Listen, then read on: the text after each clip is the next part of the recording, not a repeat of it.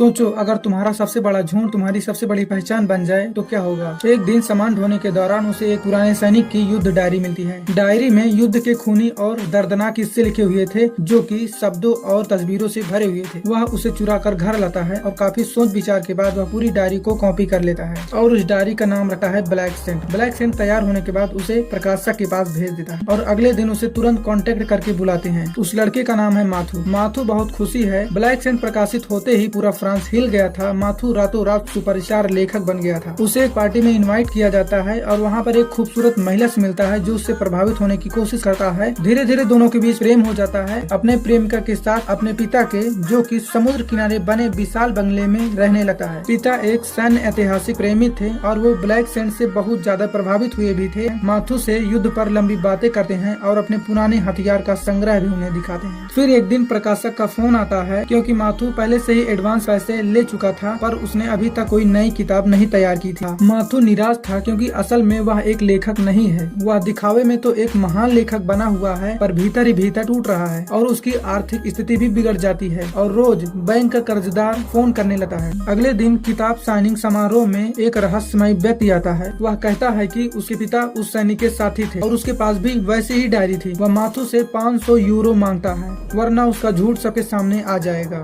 माथु के पास इतने पैसे नहीं है। वह तनाव में आकर प्रेमिका के पिता की बंदूक चुरा लेता है और उस घर में चोरी के जैसे दिखाने के लिए खिड़की का शीशा तोड़ देता है। लेकिन घर का बेटा उसकी हरकत पर शक करता है और माथु के कमरे में जाकर बंदूक खोज निकालता है।